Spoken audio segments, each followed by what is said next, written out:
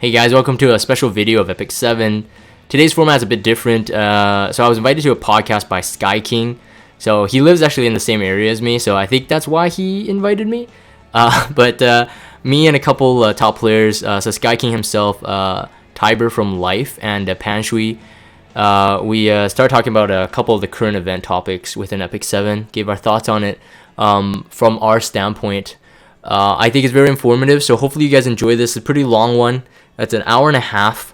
But hopefully we talk about some important topics and some things to talk about. So leave your comments in the comment section below here on YouTube, and check out xSkyking. What's up, everyone?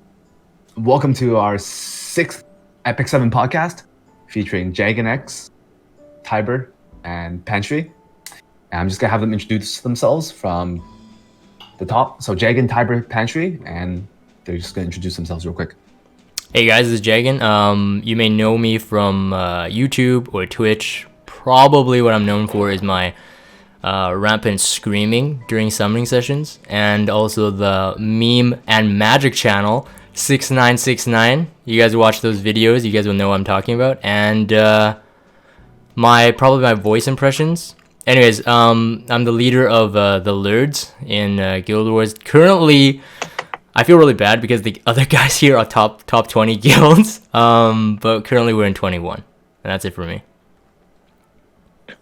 Hi guys, I'm Tiber. I am a mod on the official Discord. Everyone should look that up and join it, by the way. And I also help run Life, who is currently the rank 2 guild in Global. By the way, Life is recruiting. Yep.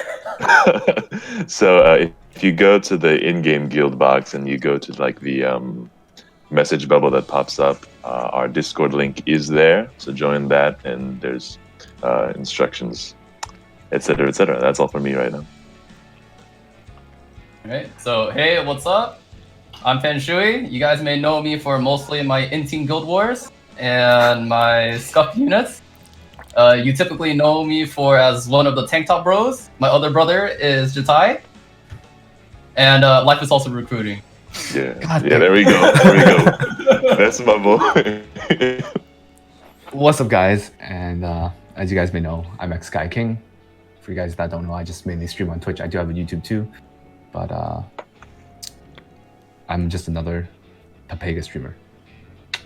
Known for his Mouse. No.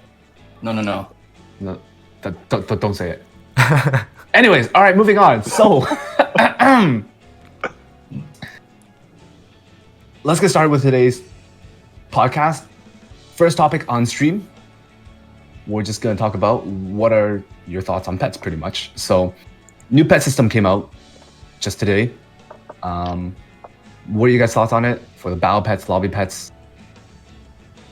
Let's just go over and just tell me your general thoughts first. I mean, let me start. First thought, it's expensive. Very, very expensive. For how much of it as being a gold sink and the amount of money that you spend on this, it's ridiculous. I probably don't, like, for a small chance, I probably don't even think. I think this is what you're supposed to do, like, over time, not immediately. So you just buy, like, small amounts over time, and eventually you get enough to, like, just get what you want. But most of the time, it's probably best to, like, just start at low ranks instead of going straight for the S. Agreed. That's, like, it's not that resource output. Like, it's not to the impact of like those extra unique artifacts, nor is it as impactful as the ego fragments, which I love. But pets, I think they bring an extra whale flex system to the game. You can roll for that special like 0.5%. I've got a lot of friends and guildmates who did that and spent many thousands, many tens of thousands of skystones doing that. Do not recommend. Please never do that. But the benefits, I mean, they're cool. I think it's nice that they gave a few tickets for free, just to make sure that everyone has a bonus, which makes PvE better. I like it a bit. Yeah, I'm split on the pets. I kind of get that this feature is so rich and in depth that it's meant to kind of be a grind. So I'm with Panshui on that. Like I started summoning like a lot of pets, and I'm just realizing like it's to get where I want to be, I'm gonna have to use a lot more resources, and so I just started realizing that this system is not really what I want. I think a lot of the community has spoken out to say that they wanted like a repeat battle system. They're really excited about it, but it feels like this is like a totally different ecosystem, almost like a different game, like a mini game within the game.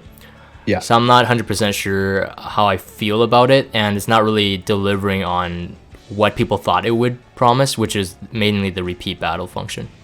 Oh, the repeat battle was a bit disappointing. Like, I thought I would be able to like purchase those like candy things with stigma. I thought we'd get them a lot easier than them taking up a drop spot. Yeah.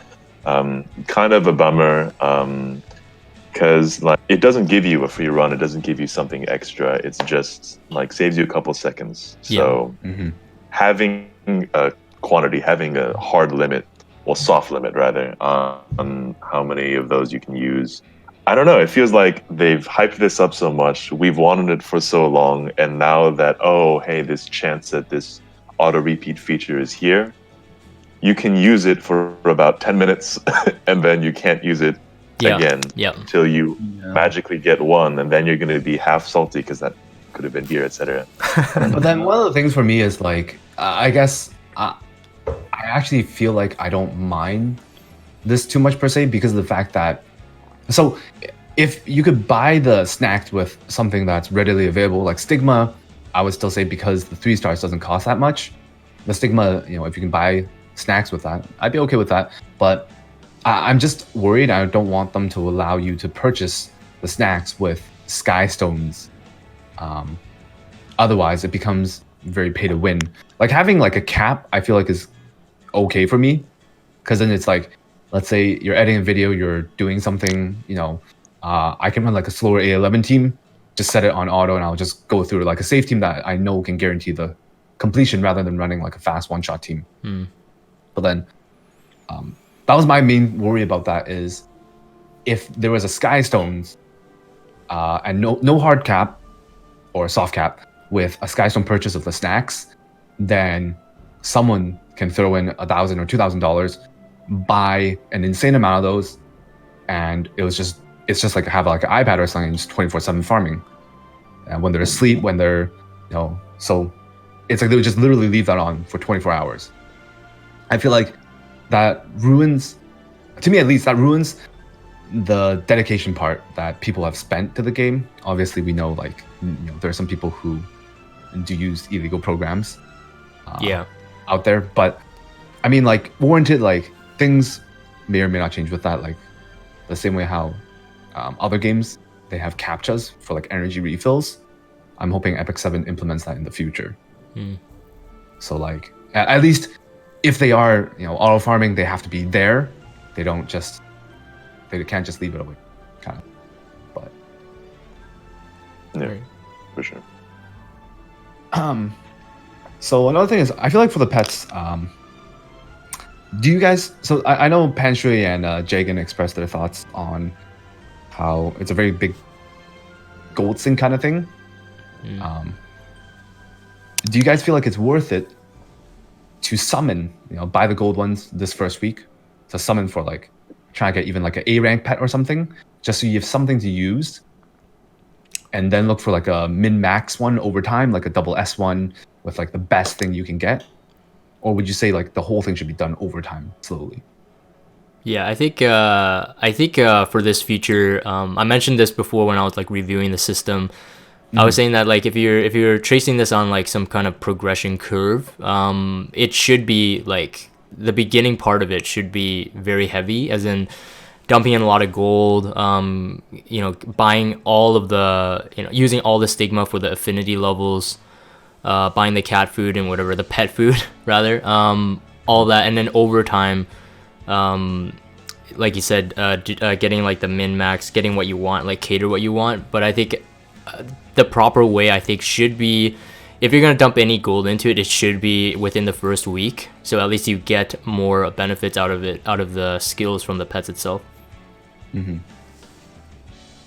It's like one of those systems that are it's meant to be long term, right? So like if you have any extra gold, like let's say you finish crafting but you still have some spare gold and you don't exactly know what to do with the, like let's say for example you start crafting but you have like 15 mil left, and you could use some money, like some of your gold, in order to like buy some pets. And that, and like in that sense it's actually really nice to actually have pets, because then they'll benefit you in the long run. Right.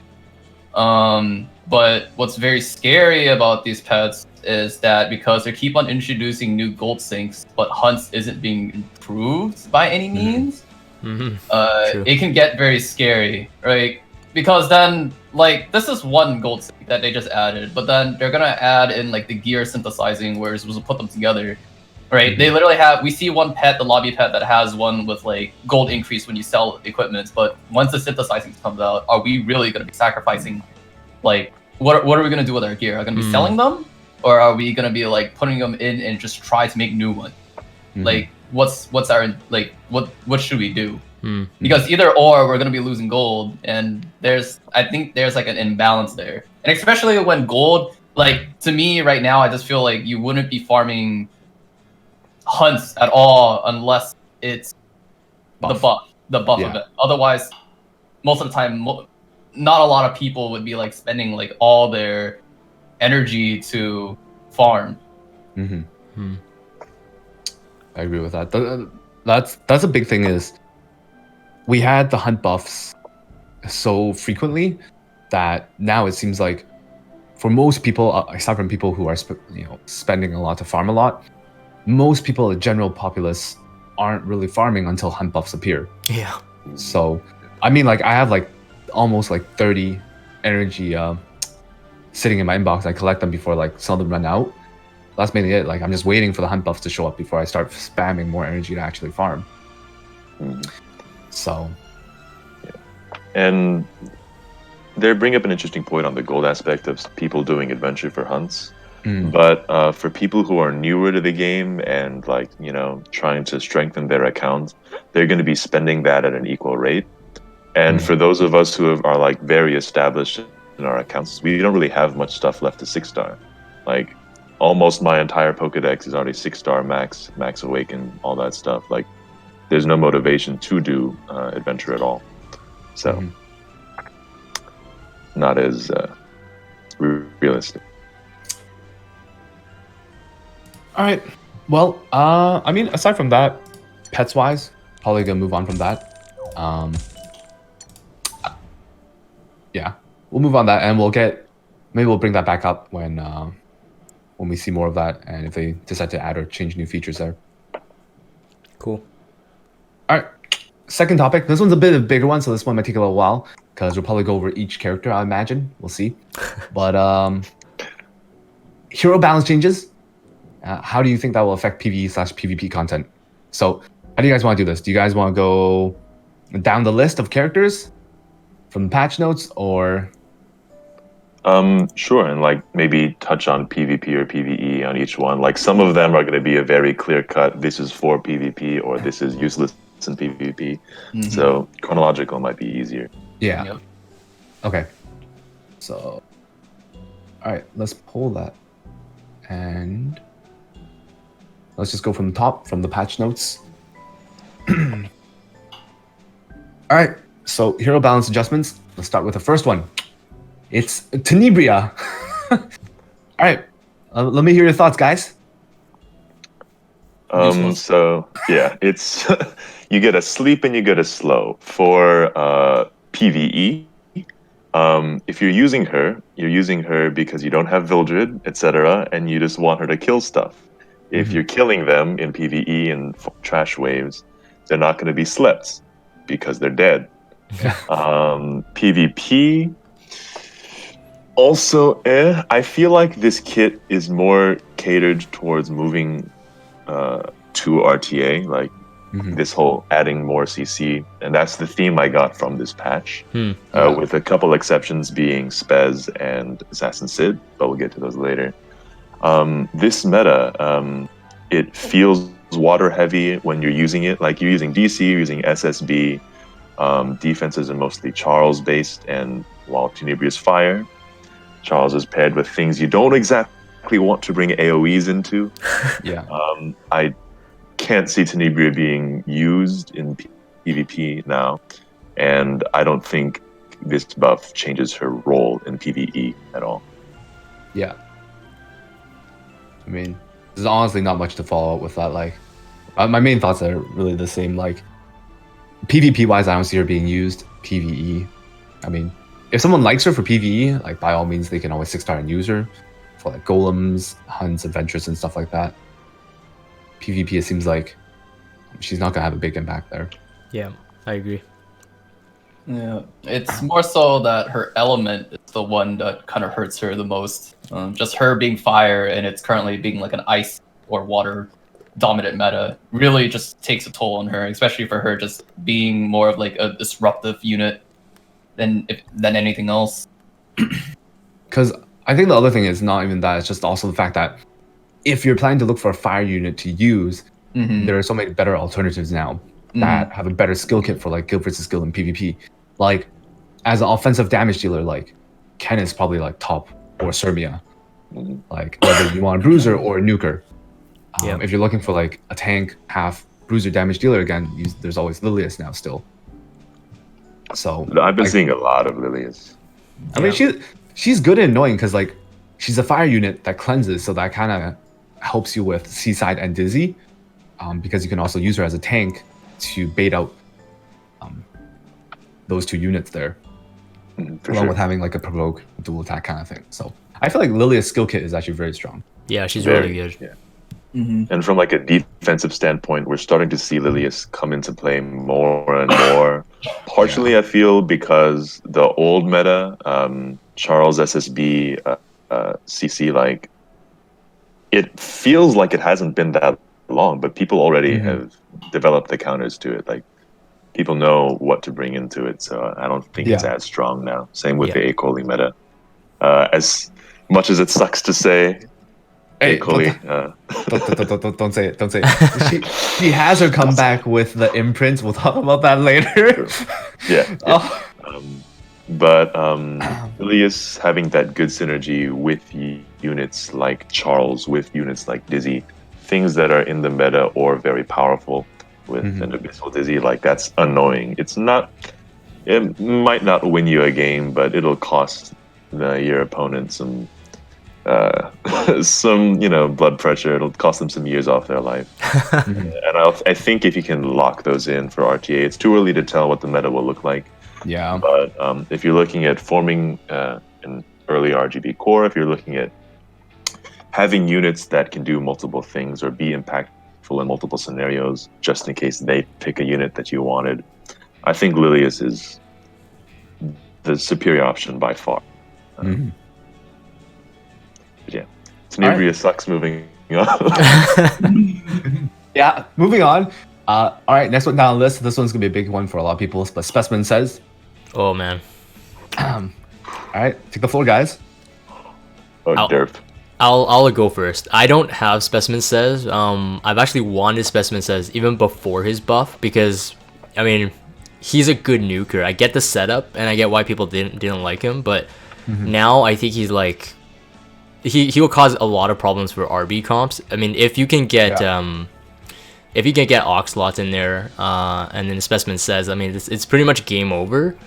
Especially if you could bait away like the one of their other damage threats. So like Specimen Says, man, I think he's like, he kills on S3. He resets the cooldown. I think they should remove that, to be honest, because right now I think he's a bit too OP. But that's my thoughts. Fair enough. For sure. The biggest apprehension that I had with Spez, and the reason why we kept giving Derp so much crap every time he tried to use it, is that in Arena, like, you can tackle things so many different ways, but in Guild Wars, like, you want to have the most clinical team possible. Anything that has a single win condition, unless it's straight damage, like an Oxlot's Warshiri thing, which can be confirmed, it's not very ideal because, you can say it's just a 15%, but 15% is a lot. Like, if you're winning 85% of your Guild Wars, like, try to improve that. But, like, now, extinction being so rare, like, just having Lilibit, and now getting a different element, not only a different element, a neutral element Yeah. in Spez is just insane. And another thing I've noticed in the Guild War meta right now is that because people have figured out the Cecilia meta, people are starting to experiment a lot more with Arbiter Vildred again and Maid Chloe. And it's the Maid Chloe rotation now. So I think Spez is in a very, very good spot post-buff. Like, it's insane. I also do agree with the removal of the skill reset cooldown for sure. I think that doesn't need to be there at all. Yeah. I can agree with what you guys say there. Question about that. Tiber and Panshui, do you guys have Spez? Unfortunately, I do not. I'm a disgrace to life. I'll sell myself out to don't know. Kick! Just kidding. Panshui? I don't. Okay, so none of us actually have Spez. We haven't been blessed. We haven't been blessed. Yeah. Okay. So, okay. Oh well. I think one of the biggest things is so how would you guys tackle someone running a Spez offense, or let's say someone running a Spez, if they decide to run some sort of Spez defense that cheeses you? Like, for those two situations, like, let's just go over someone trying to run a Spez offense. Like, so in this case, with Spez countering Reviver's hard now in that situation, what would you do there first? Let's just talk about someone running him on offense first. Like, what do you feel like would be a valid defense that, sort of works against him a little bit more? I personally think only Assassin Sid and Assassin Kali, to be honest. You have to, it's a gear check, you have to beat their Ox slots. I don't think anyone else can tank that. Yeah, I think Assassin Kali, Assassin Sid probably number one. Yeah. Assassin Kali is a hard gear check for sure. Yeah.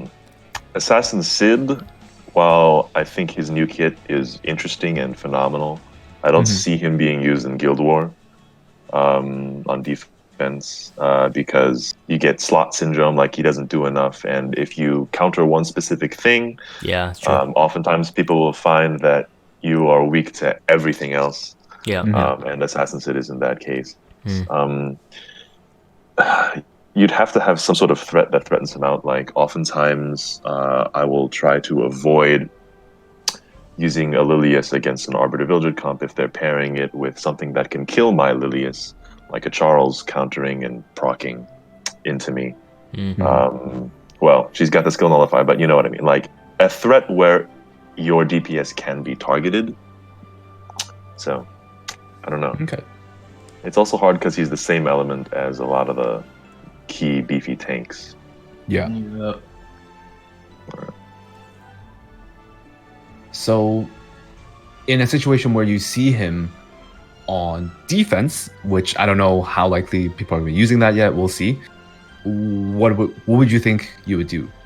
Because, I mean, it would depend on what he's paired with, right? Yeah, we don't know the full defense.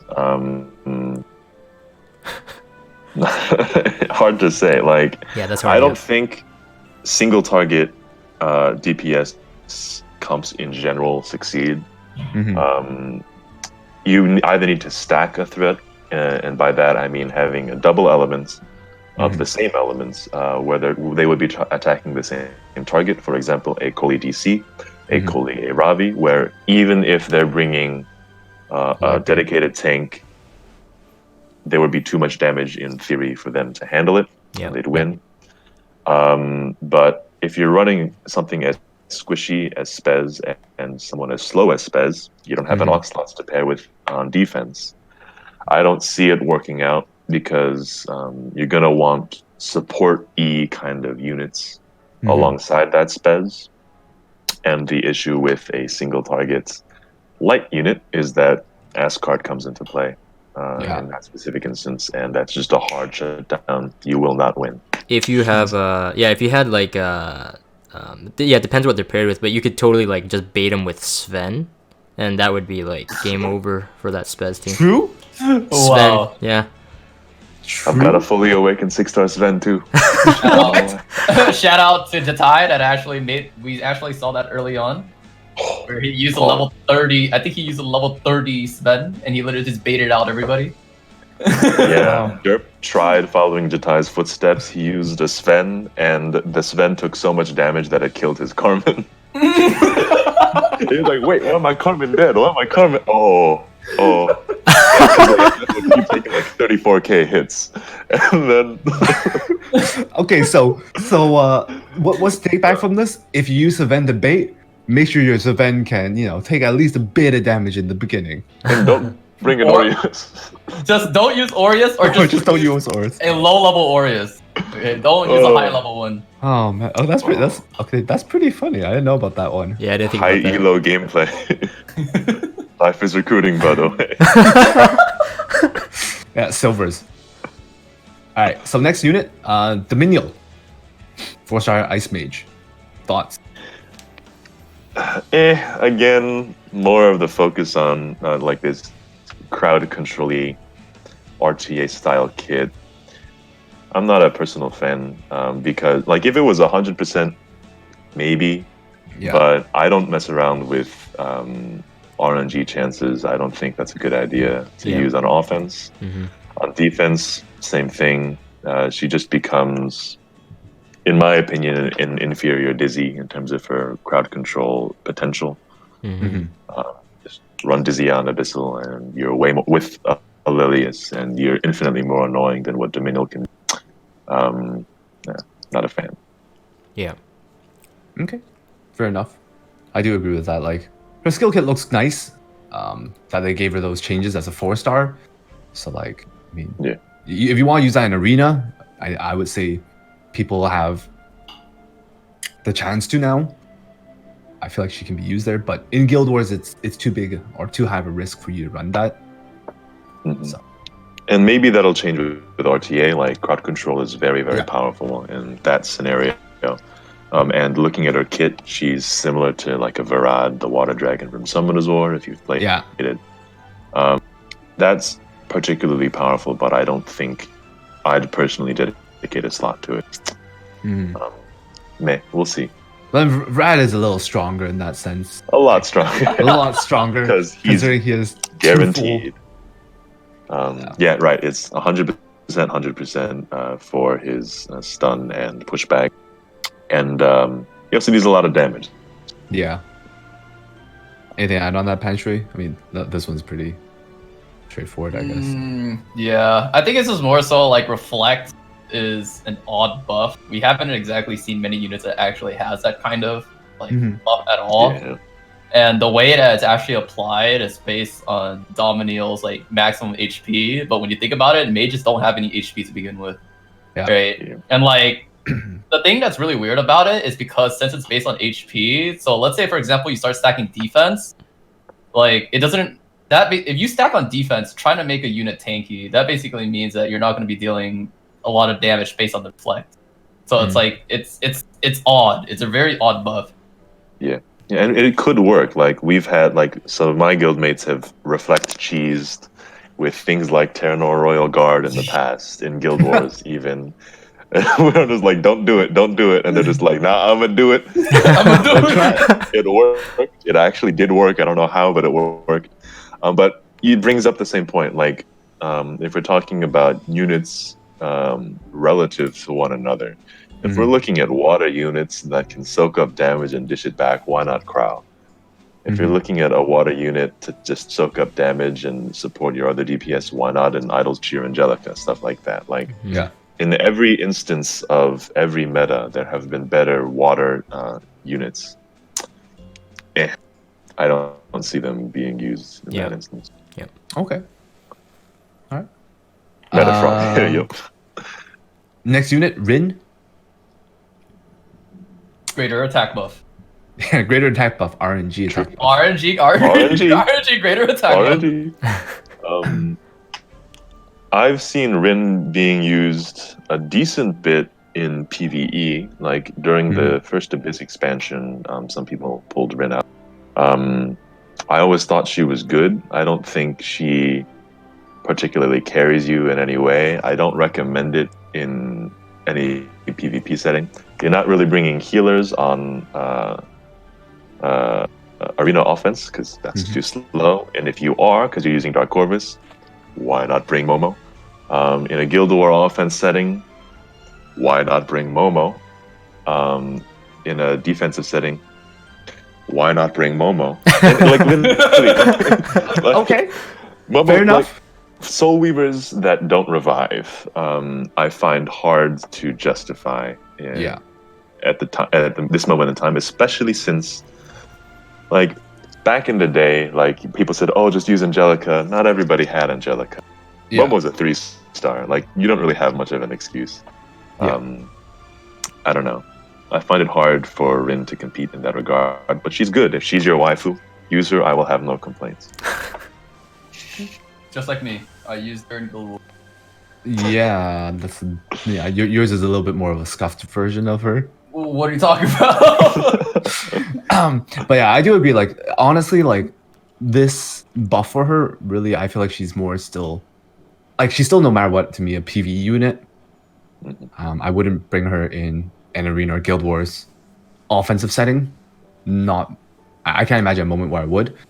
And right, like, I've always told my viewers this, on defense, if you're running a healer that doesn't revive, anyone who targets you in mid or higher level Guild Wars, to them, they isolate that healer, they don't worry about it, they focus on killing the other two or the main threats, and after that they can just tap the auto button. Yep. And you're done. So, I mean, in this case, you're not really going to be bringing a healer to defense there. Okay. All right, here's another one. Interesting one that we got. Assassin Sid. I mean, it's an interesting buff because they gave his skill 3. It's cool. And really evasion, cool. an evasion chance, and it removes 20 souls from your opponent. So it's a good cheese, I would say, in that situation. But ideally, my thoughts are you're not really running him for defense. Unless you have like a 270 or 281 that it's hard for people to outspeed you even with the speed imprint. I mean, you're not going to be running him offense because then you're versing an AI that isn't going to utilize souls. So the only way that you can use them is in defense. So I feel like what Tiber was saying is like, right, like all of this is leading slowly more towards RTA now. Yeah, it's to prevent the Toggle health, which is a very strong artifact. Book is like when a lot of so for those that aren't aware, like the live Discord chat also is like a little refugee camp for a lot of the other top guilds. We all just hang there and talk to each other, and one of our big and one of our big worries for RTA was specifically book. Like when Paul, I don't know how many people know about him, but like when he was talking to us and we were discussing RTA mechanics and what we would like to see when it does come out, like book itself was the main issue, not everything else, just book. And something so strong being completely shut down by this unit, I think, is interesting. Yeah. In Guild War defense, I think is useless. I would not recommend it at all. Yeah. Like, because I think the biggest thing is if someone sees an assassin sit on defense, the first thought is he's going to be fast. So you're not going to try to challenge him in a speed battle unless you're very confident you can outspeed. Yeah. And even then, if you want to be safe, right, it's against a tough guild, it's going to be a close battle, you want to be safe. You might as well run a bruiser team that isn't going to utilize book as much or souls as much. Then you can just bruiser his team instead. Exactly. And I can bring any light tank. Assassin Sid will not deal as much damage as a Coley would. Yeah. I will bring any light tank. I can even bring Ruel as my dedicated light tank, and then she will kill 2 birds in 1 stone. Yeah. She'll be my healer. She'll be my cleanser. She'll be my tank. I don't think Assassin Sid is worth it on defense and arena. It's too new. We don't know yet. We'll see. Yeah, I think one of the thing. Oh, sorry. Go for it. Yeah, I was just gonna say like, yeah, we spent there's a member of my guild. He had a really good assassin Sid, like very well built. That a couple of I would say the guild rank around ours. When they fought him, they were surprised because I think they went for a light tank, but it hit so hard. He ended up like winning a lot. When the buffs were announced, he was the first one to be like, "Hey, I'm gonna rebuild them again." Like he did like eventually swap his gear for Assassin Kali. It fit her really well too. But yeah, after thinking about it, you know, like if you're gonna try to benefit from the soul steal, I started thinking about like all the defense comps, and he was thinking with me as well, and we couldn't figure out something that would be better than Assassin Kali. So and in that way, I agree with Tiber that I don't think he's gonna be seen in defense. Yeah, I think one of the things. Sorry, I'm gonna interrupt real quick. Oh, yeah, good. I think one of the biggest things that I felt like giving a defense break on skill 1 is good, but his passive I felt like was what might have been needed to be changed or amended the most, because his passive throughout the whole time I felt like wasn't really. It felt a little useless in that sense. I felt like. So our experience with Assassin Sid in life, only a few of us have invested in him and used him, Wombo being one of them. And how they would use it would be like an Oxlot's Watcher Shuri Assassin Sid kind of comp, where you would snipe one target and then Assassin Sid would get the push up and attack buff himself from his passive, and then he'd snipe something else. Okay. So it did a lot of damage, and that was one of their big answers to the old metas. Because a lot of defenses for the longest time, whether it was the RGB meta or the Reviver meta, it was focused on double threat support. Just as an example, Ken Crowdestina. You have 2 bruisers and you have a support. So the idea that you would kill 2 things guaranteed and then a support isn't going to 1v3 you, it was a way to have safe guild wars. So I feel like it's sort of a bummer that job it splits people's attention. Like they don't know which way to build their Assassin Sid, either super fast or stick with the damage. I don't know. We'll have to see if he pops up on Sunday defense. Maybe someone will find an interesting team or build with him that will end up surprising us, and then we may or may not see more of him if that's the case. Yeah, he does have the second highest base speed in the game, right? So like maybe being really fast, deterring that Judge Kisei cleave. We'll see. All right, next one, another interesting one, Champion Zerato. Yeah, man, this is great. Go for it. Let's hear your thoughts, guys. I'll go first since I'm not talking about like all the crappy heroes, I guess. Yeah, so from my experience, I think ML Zerato like originally was like already really good. I built him really tanky, very slow. Had a couple showcase videos on him, and people started asking about his build and what's best. When his buffs came out, I think people are still trying to figure him out.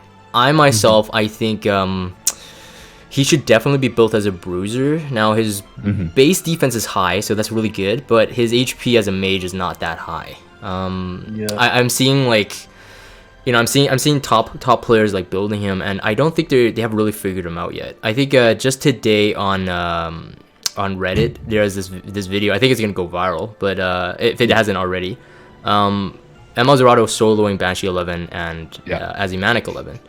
And it just shows how like good he is. I think on offensive, I think for PvE it's no problem. Like if he can solo those 2 hunts, I think he could do a lot. For PvP, I think on an offensive team he would be great. On a defensive team, I can't see him getting enough stats either like tankiness wise or like attack like offensive. I can't see him being that useful there, but I think for so on defense he's not that good, but on offense I think he has a lot of potential now, but I think more experimenting needs to be done. Yep.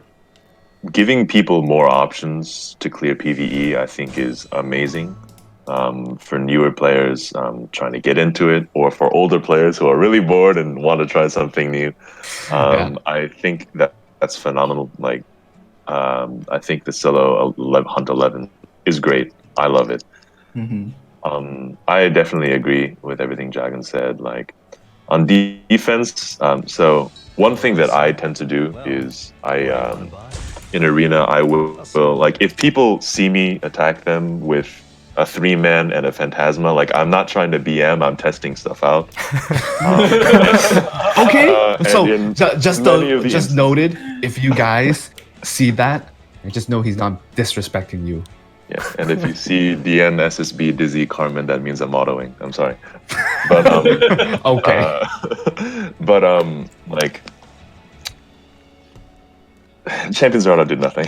Just straight up, he did absolutely nothing. And in a Guild War setting where he would maybe be used more, a dark unit that's not a Koli really struggles for me. Or a Ravi, if you have one that deals a lot of damage. I don't see it being used that often.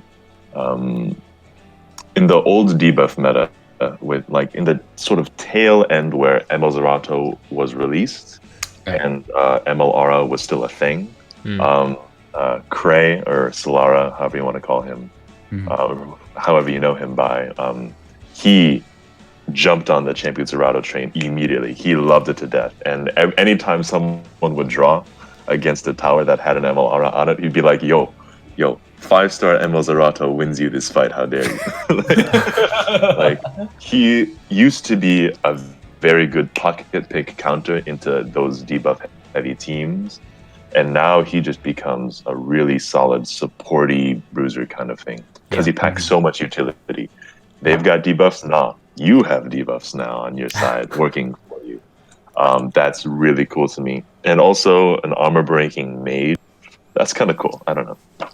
And being neutral element, like Tenebri doesn't count. I'm sorry. Okay. Because do all you guys have Champion Zerato? Yeah. Yes. God dang it. When he came out, I was like, oh, this guy looks pretty cool. I'm going to sell him for him. Didn't get him. Like, okay, don't worry, I'll get him soon eventually. Still don't have him to this day. GG. If I ever get him, I'll try him out. But man, it's one of the units aside from Assassin Cartuja that I want. Oh, you don't have S-Card? Shut up. That's the other unit that... The Assassin Cartuja has been haunting me since freaking Season 2 Arena. I'm sorry, man. God dang that RNG. But... Alright, I feel like we'll see probably more Champion Zeratos, whether it's with bruiser teams or on defense. I feel like, honestly, people are going to try him on defense. I really can't see it. I mean, at least I don't think so. Him on a defense team, I'm not 100% sure about that. I just don't think that he could establish himself like quick enough before he just died. Yeah, exactly. Exactly. Like, he will just die.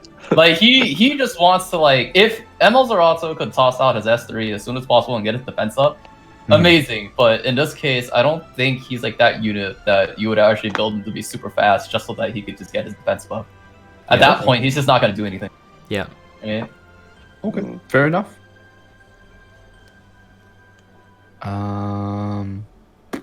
Next one. Elson. My boy. What? I hate his face, man. Not like that. Not like that. I hate his voice. I hate his face. Boy. I mean, okay, to be fair, it looks like it's like the pre Yeah. Elson to me, like, you know, it's I don't really find him. It's another PvE unit now at this point, in my opinion, that you can get for free from Connection. Yeah. Yeah. I mean, for people who are maybe newer to the game and don't know, like, what we used to call the Holy Trinity was pre-nerf Icarus, pre-nerf Tierra, and pre-nerf Elson. Epson chat for Tierra. Oh, she was so good. Yeah. What was it? Insane damage because of HP scaling, armor break, combat readiness, and she was really fast too, right? Yeah, she's really fast, yeah. Yeah. What a god. Anyway, Elson, I think this provides more utility to newer players because you get Elson very early on in the game. and his kit is very strong. He's everything you'd want in a supportive team in one unit. That's really cool. But in the regards of like, where most people are in the game right now, why not Momo, it always comes back to that. Why not really Momo does. now? Like, it really does. Like, in my personal opinion, I think that's part of the reason why Charles is so strong. He's just another check, and why I'm starting to see some violence come back. Just put anything to put pressure on Momo, because she's just so good. If I had to put one most impactful unit, actually, I don't know, SSB or Momo. A lot of people have both of them, and they're used everywhere. Yeah. F's in chat. He's still good though. Like if you really like Elson, or especially if you're a new player, use Elson. if you're so unlucky to not pull Momo as a 3-star, then let's put it this way: you can use Elson to complete the quests to do Momo specialty change. Like that's it though. Okay, fair enough. I will say one thing about Elson. This is mainly for my viewers, so they would know this, but I hate Elson so much before just because he was so good. And so every time in the past, whenever I could kill Elson, and when I mean kill, it's like it takes forever because he's so good. I always loved him screaming. It's like, ah! Sorry, I had to do it. Voice impressions! Alright, anyway, sorry. Alright, spot on. If I would say so myself, if anything, I think that was probably the actual voice actor for Elson. I wasn't expecting that, but I didn't know you hated Elson that much. I hate him so much. Everybody who knows, I hate his face, man. He looks like Justin Bieber. Whoa! Wait, he's Canadian. We're both Canadian. Wait a minute. Anyways. Yo, this Mugetsu 19192 guy, new notification sound boy. Yo, actually, it's my new follow. Oh man! All right, let's move on to the next one. Arrowwell. What are you guys' thoughts? Aside from wannabe Fallen Cecilia. That is my thought. Wannabe Fallen Cecilia. That's the end of story. Budget light tank. Okay. Budget, like the budget of all budgets. Yeah, like, budgets of all the budgets. That's basically what it is. Elson's better. No. I don't know. Maybe actually. Yeah. Like it doesn't change what she would do, and I don't think she brings enough to the table to be used literally anywhere, even in PvE. Yeah. When we first saw her kit, for the people who moved from Summoner's War to Epic 7, because Epic 7 is a Summoner's War port, we were very excited because she shares a kit with Kamun, the Fire Anubis from Summoner's War, who they are identical in their kit, almost identical except for the skill one. But Kamun did damage, and Arrowwell, her base stats are too low. Way too low. It's not impactful. Single target shield doesn't do anything. They will either kill through it or leave it alone. And like, it doesn't do anything. Don't use it. Fair enough. Yeah. Anyone else have anything to add for Arrowwell before we move on to Mabe Mursa? I didn't even know she got a buff, so move on. Moving on. Okay. All right. So, wait. Question: which one of you guys have Assassin Cartuja? All three of you, I bet. Yeah. Yes. I hate all of you. All right. So people with Mursa buff. Thoughts? One of the more interesting ones this patch for sure. I feel like it's really strong, in a sense. Like I've been testing Mursa pre-buff for last couple of weeks now. I've been running her as like a bruiser with roughly about like 200 something speed.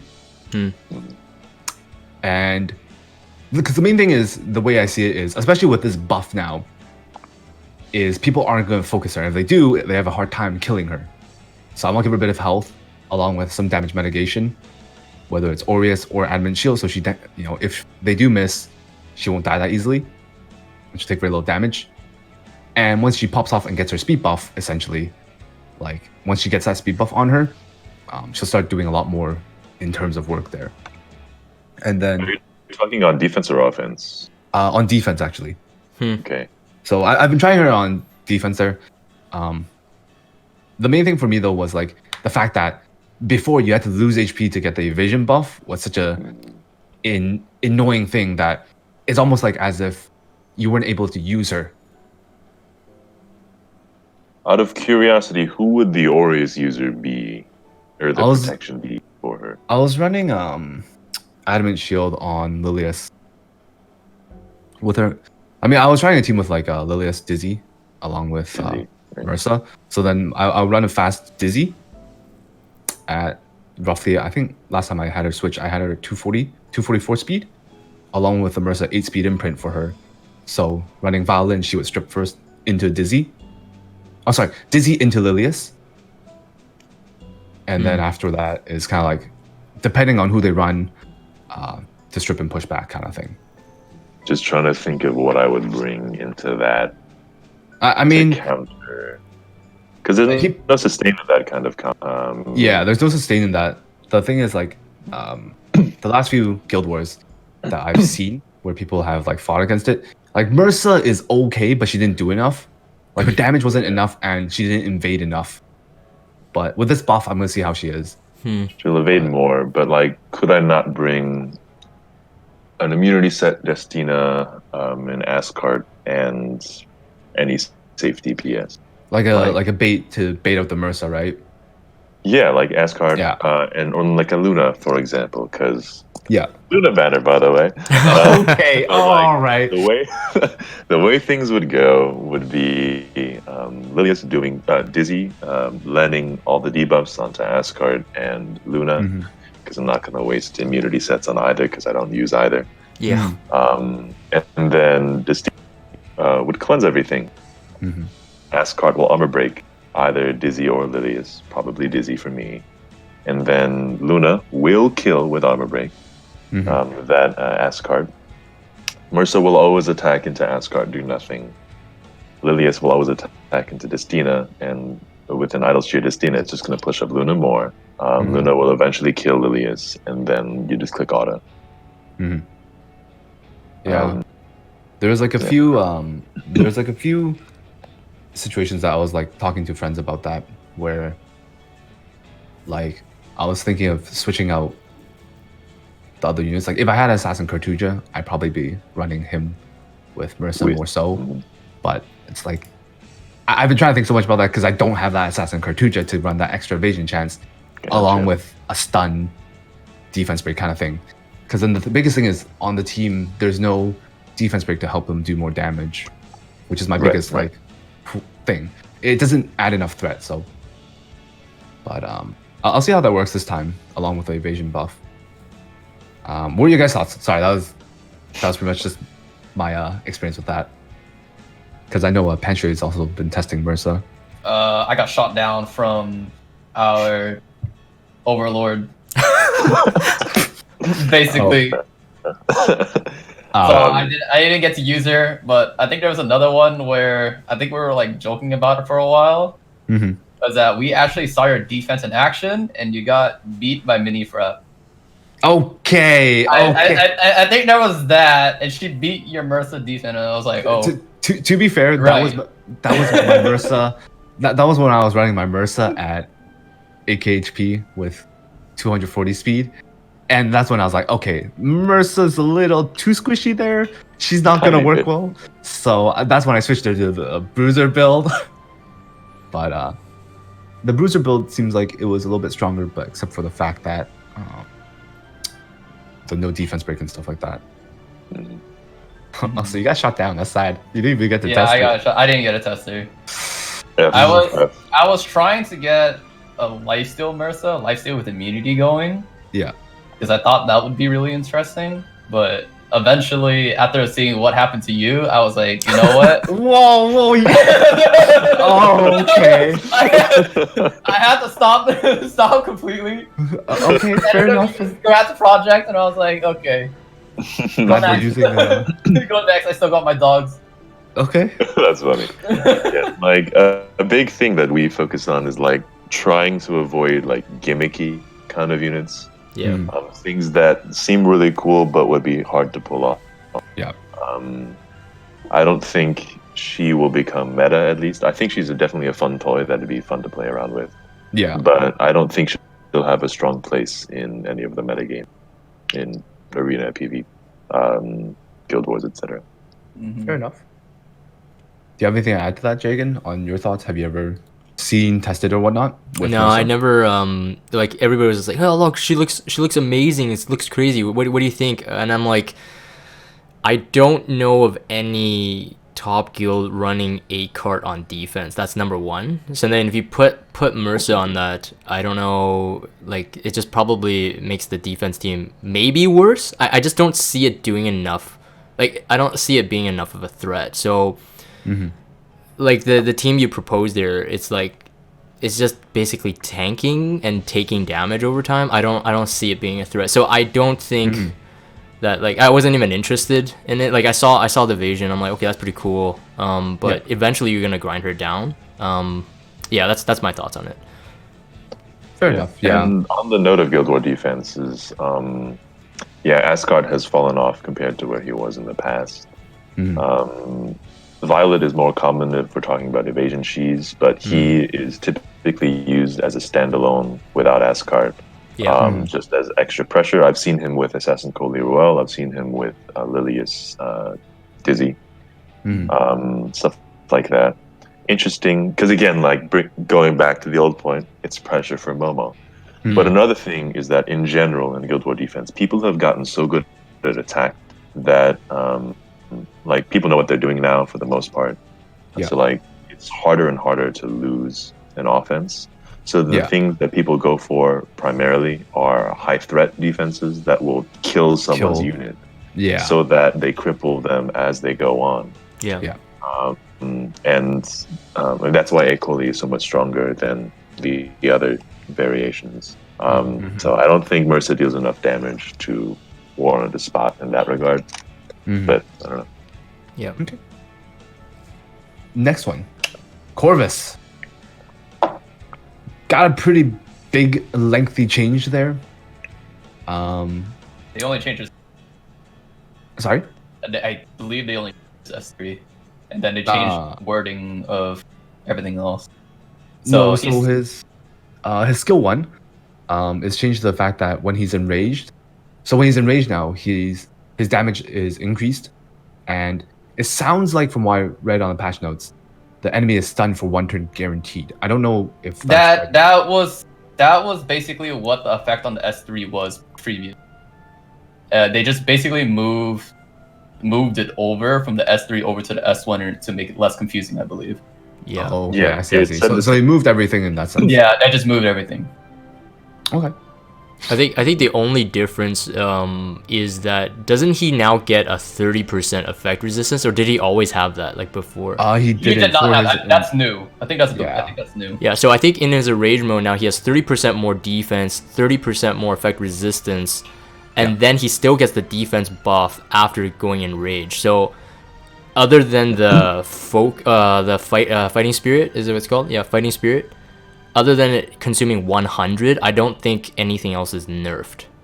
I think he got he doesn't gain fighting spirit when he is attacking now, I think. Really? The old one says acquires 10 fighting spirit when attacking or attacked, and the new one is gains 10 fighting spirit when attacked. I don't think he gets a defense buff anymore after the enrage on skill 3 now, right? It's not. He doesn't get a defense buff. No defense buff. So okay. So his skill 3 was the big change. Yeah. I don't think he gets it off. He's not healing as much, and everyone's using SSB. You have more time to rack up your souls, get that convenient soul burn S3 off right before he uses his once every so often S3. And then it does nothing, and then he's dead. Meh. I don't think Corvus is as viable now. Which sucks, because he was used by so many people so many different ways. On offense and defense. And I think he was a bit too common and too strong for an elemental 4-star. But I do think this is not a Tierria level nerf. He's still functional. He can still cheese certain teams, but I don't think he's worth the investment compared to before. Because like before, we see him possibly against certain team combos, he could essentially solo them. Yep. Especially on offense, which was a big yikes. Super yikes. Super yikes. So I feel like this was warranted. I mean, I saw the nerf coming, in my opinion. Sure. But thankfully, I guess like he wasn't nerfed back to the ground where like he's unusable. If people are really lacking a fire unit, they could still make use of this. I mean, he'd still be okay, but he wouldn't be the best. Yeah. In a lot of situations. Okay. I mean, that's pretty much all the heroes. So that's it for topic 2. That was a lengthy topic. That was long. Yeah. So third topic here, let's go move straight on, is ML Crozet. What are your guys' thoughts? Do you guys have him yet? And are you guys Do I have him building yet? him? Not that much of a way. I pulled him recently because then I was trying to pull for the artifact. What is it? Yeah. The Draco armor, and I got like an ML summon, and I pulled him there, but I never tested him yet. So I would like to say I give no comment. So I'm probably gonna read up on it right now. Okay. My thoughts is sorry. No, you go ahead. Yeah. My initial thoughts is like I think he brings like with SSB's like passive like shearing to the frontliner. ML Crozet kind of brings like another aspect to that, of course. I don't have him yet, and I don't even know if I really want to build him. If I even do get him, not until further testing is done. So yeah, like Panshui, I don't think I'm gonna be speaking on it too much. I just say that it can bring about some interesting, I think, more GVG offense comps. On a defense, I'm still kind of half on this. I don't think he brings enough. Not like Lilius, not like Crow. He doesn't bring enough of a threat in that aspect. Yeah, it depends on who he's paired with. But I think offensive comps, I think you could bring. I think he can make some interesting attack comps. We don't really have anybody who's tested it yet, so like they said, we can't really say for sure. But on paper, at least, I'll say for now, with a grain of salt, that's subject to change. Skill 1, the fact that you can soul burn to actually get him to a 100%, a 100% chance to stun for 10 souls. Yeah. I mean, it's similar to Asarius. Stun and Armor Break are the two most impactful debuffs in this game, and having a guaranteed one, you're not going to use it very often, but it's nice to have, I guess. He strikes me as an incredibly supportive Aureus unit. Granted, one of the key meta damage sources right now is SSB, who has an inherent Aureus. I don't think that's very useful. But it does scale up to 40%. What was it, like 40? Like, that is insane. Yeah. That's incredible protection, the most protection any individual unit can give. And he also cleanses on top of that. Yep. Cleanse has always been very important, primarily from an RTA standpoint. So I think that might be where they're going for in that. The two of the most meta support-y kind of units in Summoners War RTA, ever since its release, have been Veladrul and Usa, who provide protection from debuffs. His cooldown is a bit long for that, but what's interesting is that he has this new mechanic called like that class enhancement kind of thing. Yeah. I don't know, has there been like a posted list anywhere of like what the buffs are for each class? It tells you. So for Thief, Warrior, Ranger, and Mage, so those 4 classes, they get crit hit resistance. For Knight and Soul Weaver, they get a barrier proportional to the caster's max health. It's not that amazing, his class enhancement element. I feel like it's gonna make the most impact for a lot of people that have, unfortunately, to put it this way, Arbiter Villager or ML Ken, because those are the 2 units that bring the most threat right now as a standalone point that you want to get rid of really quickly, whether it's Lilibet or just pure nuking with Watcher Shri on ML Ken. But with ML Crozet possibility of being able to help tank that damage for you, for example, Watcher Street is a light unit, ML Crozet's a dark unit. There's always that. Another extra unit to stun or just to like take aggro. Along with the fact that it's a 40% Aureus. I feel like that can be really strong in protecting For sure. people who have, if they're running like a SSB, sorry, not SS, Fallen Cecilia, along with Crozet to keep those units alive, which I feel like it may be a little bit annoying to kill certain people in Reno or something like that nowadays. With that to run that, that's all. In arena for sure, yeah. In arena defense, it'd be a very annoying pocket protection. Yeah. Guild In War Guild defense- versus Guild, it's like I feel like it fills the same roles as like running a non-reviving healer. He'll be annoying, but you kind of put him to the side. You ignore him. He's not going to do that much to the team. For sure.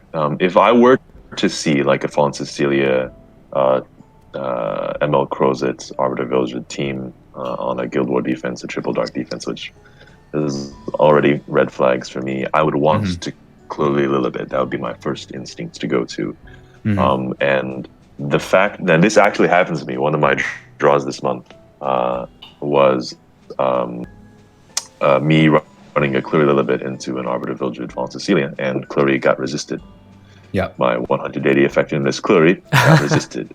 Arbiter Vildred resisted. Of course, and there's that 15%, right? Like anything that forces an RNG check on offense is a +1, in my opinion. I don't think it'll be that viable, especially not both ML Crozet and Fallen Cecilia. But I don't know. I think he's a really, really good pocket. For sure. Yeah, I think that's something we'll have to wait because, it just came out. We'll have to wait for certain people. There's going to be people who are just going to tank him. Build him up, and use him in higher levels, like just for fun. And we'll see how that works when that happens. I'm gonna try pulling for him for sure. I'll let you guys know when I pull him. It's gonna happen. Yeah. Okay. So on that thought, I need to be right back for like 1 small minute. You guys can continue. Okay. Okay. Oops. So we'll just start this topic without Panshui. I mean, I don't think this will go on too long, but what are your guys' thoughts and impressions on the Luna Rerun banner and Draco Plate from players who have been playing for a little while now? I'm gonna jump in here. Okay, go for it. This one, man, like, okay, even right now, like, Draco Plate is such a good artifact. Like, it would be like stupid not to pull it. Now I get that Smilegate like implemented that free one, the grindable one, in the side story event. I totally get what they're doing there. I mean, that would satisfy some things, but let's say if some not whales, not mega whales, but let's say some people that spend, and maybe a bit higher than a dolphin. Let's say they got that triple S Luna on the first banner when Global released it. Okay, so me. Myself too. Remember we were saying that we wanted to go cry while we have some bubble tea. Yeah. It's all scripted, guys. It's all scripted. I personally feel that this is like a very, I don't know, very baity thing for them to do. I don't like this. Like, like this topic has gotten me like really fired up for like the past 2 days. Like after seeing it was released like that, I was like very disappointed. And then I know the community is like, the people that's citing that, hey, Luna Return is fine because, hey, there are new players that don't have it. I totally get it. Yeah. But my argument is more of, now you're baiting us, especially the old players. Let's say they do have triple S Luna. Yeah. You're baiting us to pull again. Now, here's the tricky thing. Some people are saying that ML Luna is sort of data mined in the terms of like they have like a what's it called, like a hero ID like set for her. Now, if that does happen, would Luna banner return again for Imprint? I'm not quite sure. But just this banner right now, I just feel like, because I really want more Draco Plates. I really want more Draco Plates, but I have triple S Luna, and I don't want to, cross my fingers hoping that ML Luna comes in. So really, if I am going to pull, I really want Draco Plate, but I know my luck. It's always going to be the one I don't want that I get first. So anyways. Oh, well, one thing before I stop here. So one of my guildmates, he's a free to play player. He saved up a lot, and when he saw Draco Plate, he really wanted it. He ended up I think he had 1 Luna on the original release. He ended up getting 5 Lunas, so he's triple S Luna right now. 0 Draco Plate. He's very like upset about it. But the thing is, at least he's free to play, so he doesn't feel that bad. But imagine someone that actually puts in money and they're not like, they don't own like 4 companies or something.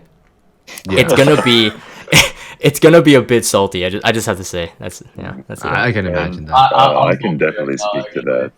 Yo, I actually I was actually trying to pull for the Draco Plate.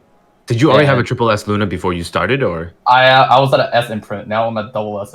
I didn't get very long.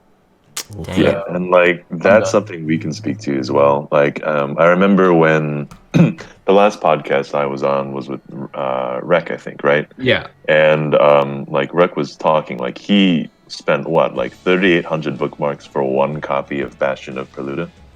Yeah. This year or whatever. And I don't know how much I spent, but I have 4 Lilias and I have 0. I did not get the artifacts. Yeah. I only got 1 copy of Drink. I think it comes down to a core issue of these limited banners, especially. The artifacts either should be a separate pull like banner, or there should be a pity for both. It's ridiculous to have these circumstances where Sledley pulls 12 Bikins for his torn sleeve. Wait, he didn't even get a triple. He didn't even max out his torn sleeve. I think he gave up. I think he did. He did. He got close. I think he got close and used a bottle. Yeah. From what I know, he used a bottle because he was missing like 1 or something like that after 12 Bikins. Yeah, like 12. Like that shouldn't be a thing. I get it. Like, there's the ideal scenario would be like a non-existent pay floor. Like you don't have to pay to play this game for sure. Right. For the people who are spending exorbitant amounts of money, it's beyond frustrating.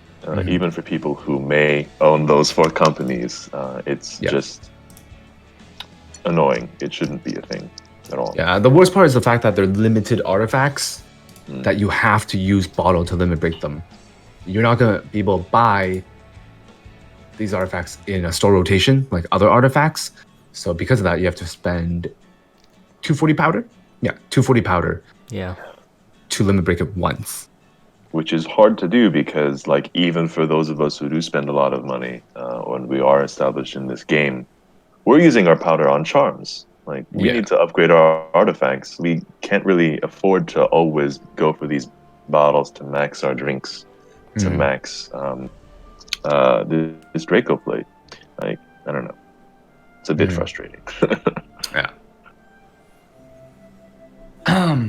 Okay. Fair enough. I mean, like, there's definitely gonna be people that are happy and then people that are unhappy about this. Yeah. Like, there's 2 sides, which is granted, like, I understand. I mean, I'm happy for the people who don't have Luna. Yep. This is great for them. Yep. For all of the rest of us, it feels like a slap in the face. That's all. I was saying this would be even worse if you were playing on the Korean server because the first time they got Luna, they didn't have a pity system. The second time it came back, the pity system was introduced. Now the third time there's Draco Plate. So I would be if I was on the Korean server, I would rage, man. That would be. I need to see what Master says tonight. I want to hear his rants. I'm almost granted I'm going to hear a very mad raccoon. Luna the 3rd time. That sucks. That's true. The 3rd time for Luna. Yeah. All right. Last topic. Memory imprint changes and thoughts. Yo, why you gotta be like that? I don't know. One of my guildmates, like, a lot of us, like when we were predicting these changes, were back when they first had that big developers note. Yeah. Over summer. Like, that is a really impactful change. Units become so much better with the self-imprint. Mm-hmm. Primarily any DPS character. Yeah. Why do I need a group or a team-wide attack percent buff for my support units? And I am going to be bringing support units with my DPS character. It went from, like, a lot of these imprints for things like Surmia, Assassin Koli, went from useless to god tier. Yeah. Right. And that introduces somewhat of a paywall, in my opinion. And I, as someone who has spent a lot of money, as someone who is in an environment with a lot of very big whales, I strongly dislike that. There shouldn't be an almost requirements to either have a crippled version of a unit if you don't have several of them. Yeah, like another example for me is like Judge Kisei. She's essentially, her team-wide effectiveness imprint is useless originally, now being changed to attack. That's a huge boost for her, especially for someone who like, yeah, Arbiter Villager also, like, both of these units have attack percent. Now they're great because it's great for them, but it's not great for the people who can't triple S and run into the people who do have that, because you're getting a much bigger increase that they can't hit easily at all. Yeah, out of the heroes that I was kind of like looking through, I think the biggest one is Charles, because he has crit rate for the rest of your team. And let's be honest, like, if you're running a Charles, at least for the foreseeable future, on a GVG defense team, you're most likely gonna run bruisers with him. And his crit rate buff for the AoE is just incredible. And then now, even for himself, he gets up to, I think, a 14 or 16% chance. Is super high. Yeah. Charles is one of the hardest heroes to gear well, and crit rate is usually probably the crippling stat that people run into. Like, either you get too much crit rate and too little crit damage, or vice versa. But now you can run him safely on immunity. If you're gonna self imprint concentration, and then he's still gonna get like insanely high crit rate. So I feel that Charles is like probably to me the most OP imprint, both on the imprint release and the concentration. Plus that he just got his exclusive equipment, which is just nuts right now. Yeah. So these impacts are huge for every area of the competitive game. So these ego fragments, only getting one a week, is also sort of, like, you have to be very careful on who you use it on. I have a story about that. So, whoa, some backstory. You must have. So for some backstory, for those that don't know, I have a 198k CP Gunther. I've had him for a while. And I have been trying so hard to get him to 200k CP. I have been trying so hard. And I thought that, because I wanted to be the first person to have a 200k CP unit. And when they first announced the self-imprint change, I freaked. I was like, oh, heck yeah. Like, that's gonna, if it affects himself, it affects him on the stat page, just like his passive does. It's gonna be great. I am finally gonna be the first person to break 200,000 CP on a single unit. So the very beginning of this day, I log in, and the first thing I do is go to the shop, buy my ego fragment, and use it on gun. I didn't even check what it was because I thought it would be the same thing. Oh my goodness. I thought it would be attack percent. I'm like, 14 attack percent for Gunther? Oh, that's going to spike me to 210k CP. Oh, this is going to be amazing. So without reading, without checking, without Googling it, without doing anything, I immediately bought my ego fragment and used it on Gunther. It does nothing. I feel so bad for you. Even if I did use Gunther seriously in literally anywhere in the game, even then, his self-imprint, his team-wide imprint is better. So not only, so I hardcore wasted this week's. Dude, I feel so bad for you. Yeah, I should tell you one more thing though. The imprint isn't actually, the CP calculation for imprints doesn't go in until you put them into a team. Yeah. So yeah. it won't even show even if you did. Oh, Exactly. Like it hardcore was the biggest waste of such a valuable resource. Yeah. But yeah, the reason, like, I have been hard stuck at it's 198,547, something like that. I don't know the last 3 digits, but 198 KCP. He is plus 15. He has a plus 30 Uberius Tooth on him. oh man. Uberius Tooth, which requires a crit, is on my gun. He is an exclusive CP unit. He's just there Just for CP flex. just for CP. So for those that also don't know, like, I had a thing where, like, any, like, DPS units that I legitimately use, obviously have a real set on them, but oftentimes you'd have, like, I have one of my highest CP boots is a epic crit set boot, speed main stat, and it started with crit rate, attack percent, crit damage percent, and effect resistance, and it all rolled into effect resistance, and it's good for CP and it's bad for a unit. So what I would always do is for my waifu trophies, like Kisei, like Tenebria, I have a 140k CP Tenebria right now. Even though we all talked about how bad she is, I just put stuff there as trophies, and my guildmates make fun of me for it. But yeah, Hey, I respect that. thanks. Buff up your waifu to look good. Yep, I need a new ring. I need specifically a speed epic attack percent ring To buff up that there. CP. To buff up that CP, and it needs to, like, right now the ring has where is it? Give me a second. I'm talking about it to relieve the pain. This has become the podcast to share your misery. Yeah, sure. Counsel me, please. But it's attack percent. It has 18 crit damage, 8 speed, 13 effectiveness. Not very usable. Well, the crit damage is okay. Not very usable outside of being a CP flex if you get high crit rate elsewhere. But yeah, F. Well then. Who are you guys? Quick question. Who are you guys planning to use your ego fragments on right now, aside from Not Gunther. Tiber? I already use it on my Arbiter Village and I don't. Oh, you have. Okay, fair enough. I just dropped. I had like 1 slate remaining, and I was like, okay, you know what? Where do I use this? The first thing I thought about was like, oh crap, I could just make my Arbiter Villager even stronger, and so I did. Great.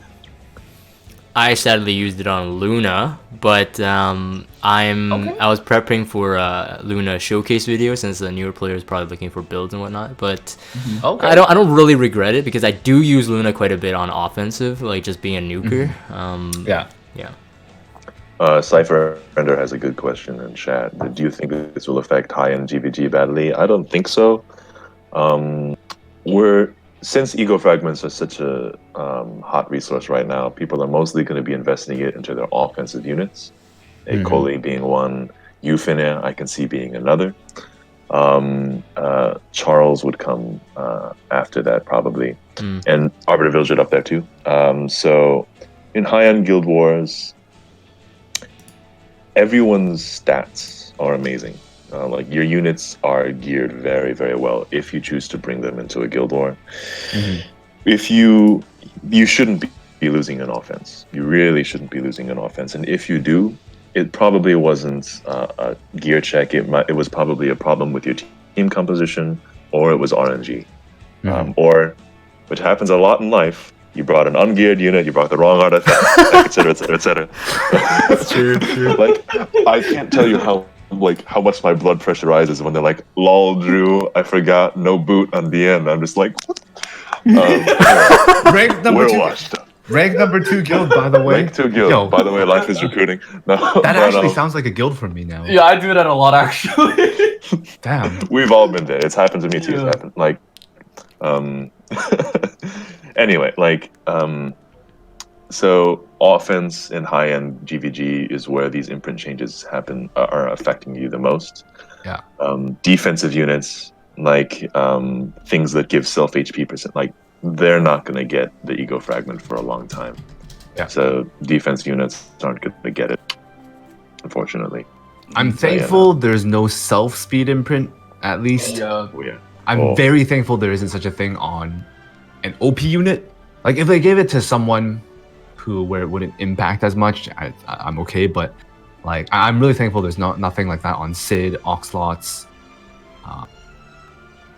Assassin Coley, or any unit that utilizes high speed. I don't think it's on any unit at all. Actually, I think I double checked. I don't think so. Yeah, there was. I didn't see any. Yeah. There was a lot that we saw more so of like just like attack percent and everything else. 3 stars literally only having effectiveness. Yeah. And I'm just like, okay. Yeah. I mean, like, I'm curious to see how this goes. The Wardian mentioned something which, it's true. Right now, because we're so early on with this, ego fragments are very valuable.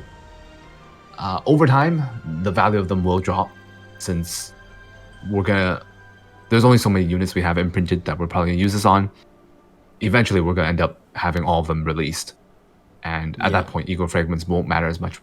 The moment a new unit comes out, we triple S, we can release the imprint right away. Right. Yeah. True. So, but like right now, probably I would say for the first like couple of weeks, it's gonna be a little bit more imperative, like depending on especially like I'm really struggling this week on who to use it on, because there's one guild versus guild tomorrow. I kind of care, kind of don't care as much. Last arena pushes this Sunday. Do I rather use my ego fragment on someone for arena, or do I use it for someone on guild? Waifu. Yes. Wait. A Coley. A Coley. That's why I did Gunther. Okay, that's a strange waifu. Oh, what are you talking about? Don't judge me. I mean, I'm not judging too much. Just Orb asked, MLKen has an effect resistant self-imprint. What do you guys think of that? I mean, it's one of those things where you would do it way down the line, because MLKen is primarily a defense unit, and I don't know, like, I don't personally think MLKen is very impactful in a Guild War setting. He's typically paired, the only hard variant I see nowadays is MLKen, Arbiter Vildred, Lilius. And yes, you have to have both. Or the other meta defense with that is MLKen, Ruel, and Akol. Akol, yeah. Double I've seen that ML5. Yeah, freaking. So those defenses are very meta, though. We see those a lot in level Guild War. Man, I really hate the fact that I don't have a little bit. F. Oh, you don't know? Oh, F. Just pull a spaz, easy, right? Oh! Yeah, okay, let me just whip. Do you know how long it took me to get my first ML5, bro?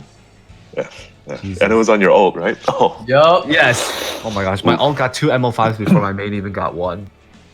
I'm sorry. What's the one you have? Oh no, I have more now on my main. Oh, okay. But I didn't Jatai says pull her. Yeah. Come on, Gabe, just pull her. Yeah. It only takes 5 bookmarks. True. Fun fact, that's what I did for Violet. I did not pull on his banner. I didn't pull on Charles, Crow, and Violet back in the day. And my guildmates made fun of me because they're like, oh, I'm noticing a trend. You didn't pull for the guys, huh? So now you pull for yeah, I ended up... So now you waifu'd Gunther. I see where this came from. No, this was the beginning of the whole Violet Kayron meta. And because there was the pressure to be competitive back then, I spammed bookmarks and I said, I will not stop until I get Violet. Oh and I got like 12 Nat 5s that day, and the last one was Violet. So that was a depressing day. But depressing day for Wallet Kun, but a good day for the account. Wow. Yeah. All right. F's in chat. Well, today's podcast went on for pretty long because of mainly essentially just going through the units itself. But I felt like it was pretty good. Thank you guys for joining me on the podcast tonight. Jagan, Tiber, Panshui. I always appreciate it. This will be uploaded onto YouTube.